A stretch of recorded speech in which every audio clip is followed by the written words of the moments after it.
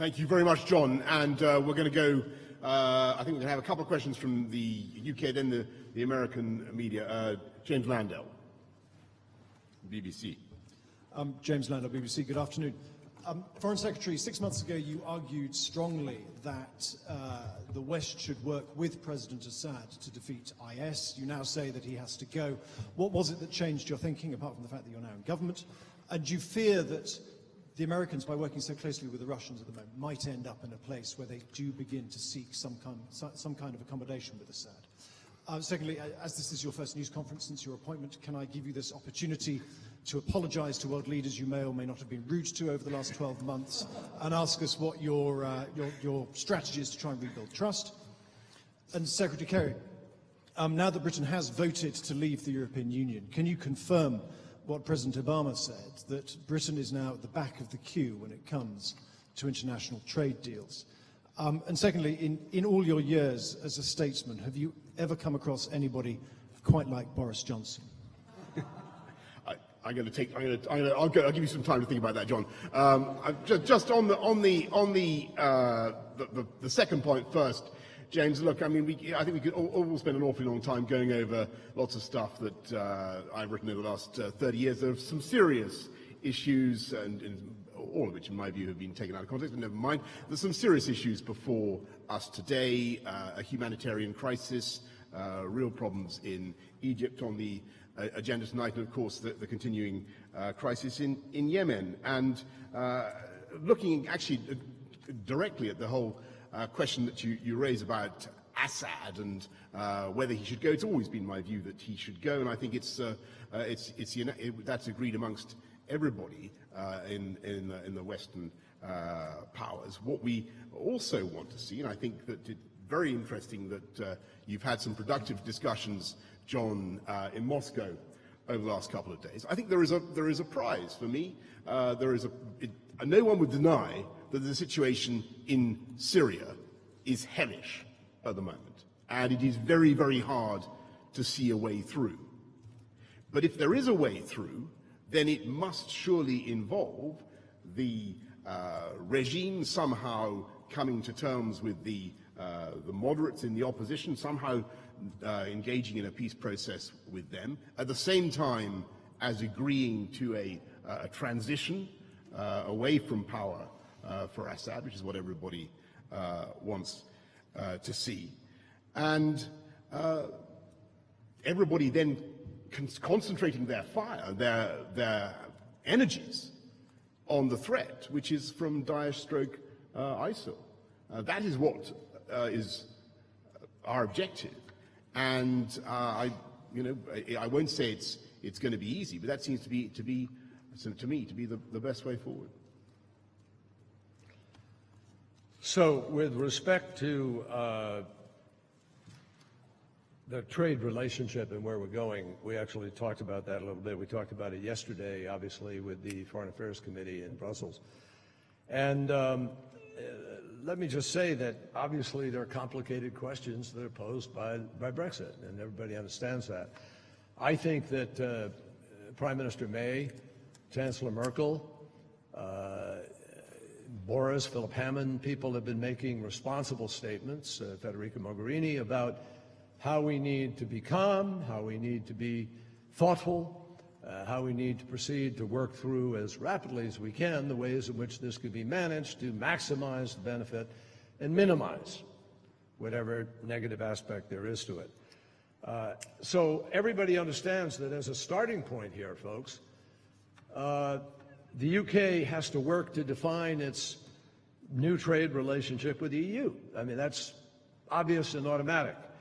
And the British have told us that they can't sign any kind of new trade agreement, and I think it stands to common sense that you can't do that, until they're no longer a member of the EU.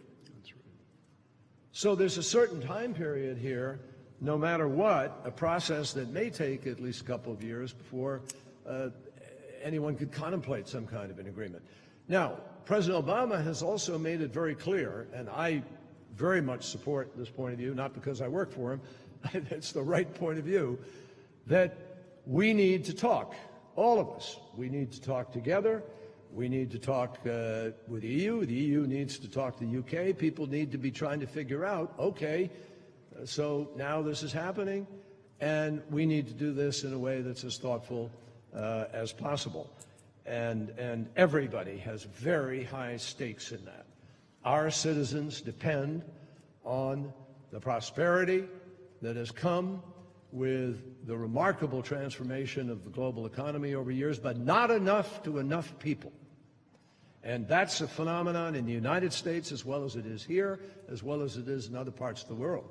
So we can benefit by talking to each other and trying to figure out how we continue to be able to grow our economies, but do so in a way so that every single income earner within those countries benefits appropriately from that journey.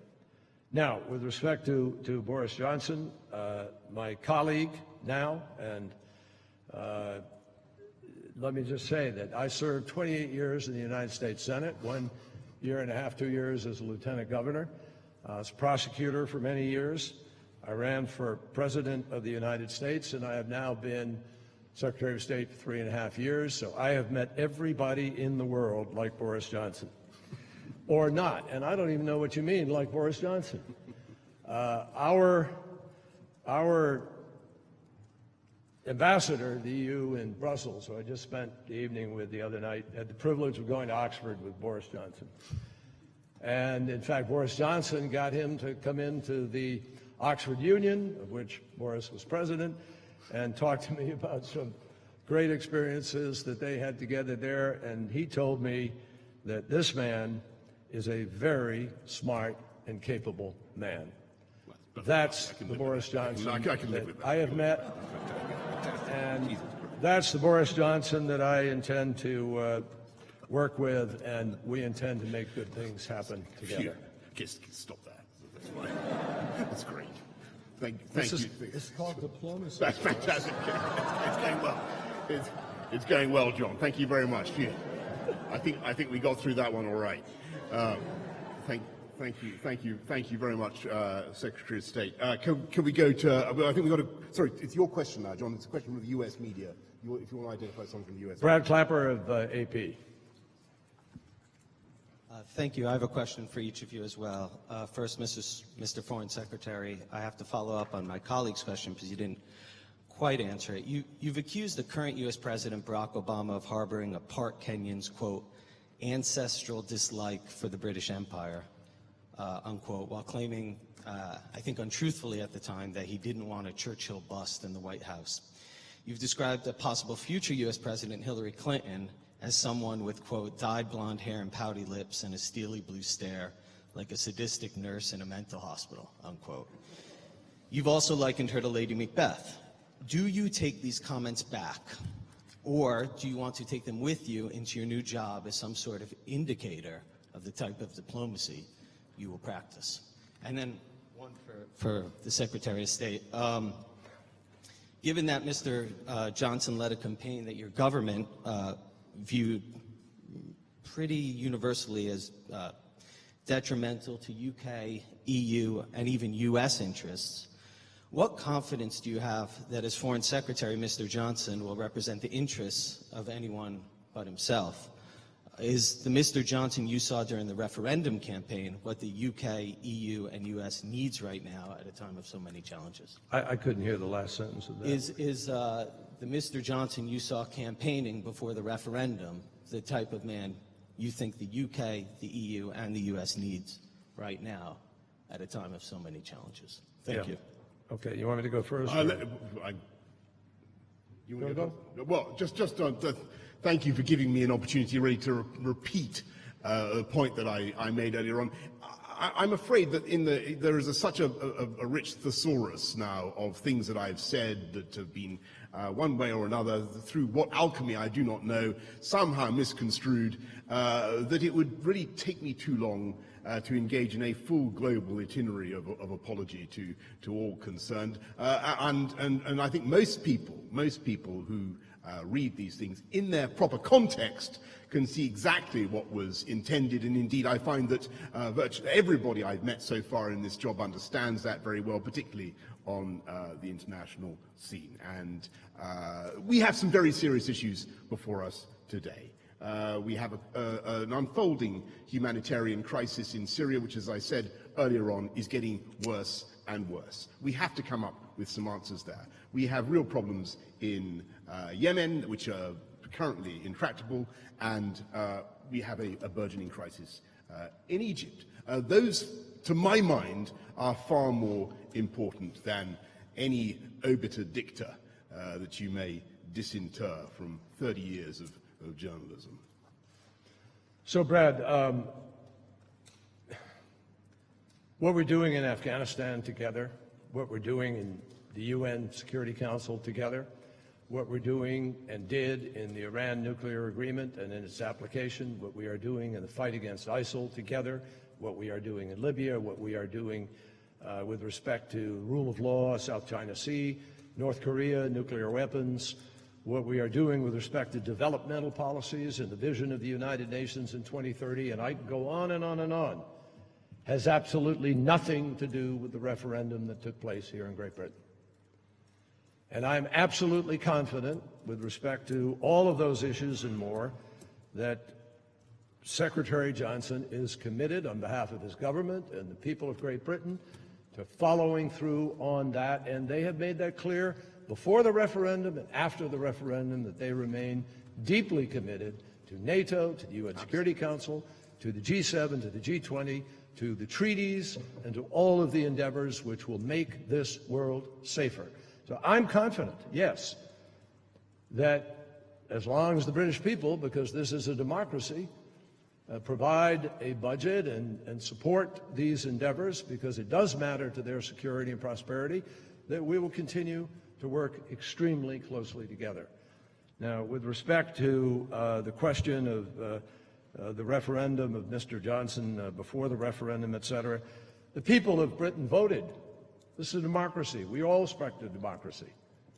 Yes, it is a fact. President Obama and I both said we thought that we would be better off with a continuation of UK's membership within the EU, and that's a well-known fact. But that's not the way the people of this country voted. And we respect democracy, all of us. Therefore, it is our job to implement in the best way possible what people voted for, and to try to guarantee that the response is going to meet their standard, not ours. That's the ultimate arbiter of this. So I am absolutely confident, yes, that post-referendum, that we're going to work together, and we talked about specific things that we need to do to try to avoid the negative consequences and work on the positive ones. And I do know this, as I said earlier, and I'm not throwing this away as a casual comment of diplomacy, but I believe that Secretary Johnson brings considerable intellect and values to this initiative, and I look forward to working with him. Last question from the U.S. side, Gardner Harris of the New York Times. Mr. Foreign Secretary, I understand that you don't want to revisit the past, perhaps, but you have an unusually long history of wild exaggerations and, frankly, outright lies that I think few foreign secretaries have prior to this job. And I'm just wondering how Mr. Kerry and others should believe what you say, considering this very, very long history. And Mr. Kerry, I appreciate the First Amendment in your right to free speech, but I think we need chapter and verse on this stuff. Sorry. Go ahead. This is what you would do if you were in my place. I'm sorry. Look, I mean, let me just repeat my point, which is that I think people are more than welcome to rake over stuff I've written over many, many years, but I think the most important thing is to get on with the very heavy agenda we have before us today, and to try and sort out, if we can, some of the intensifying problems we're seeing, particularly in Syria. And I think most people who are paying their taxes would rather that those were our priorities.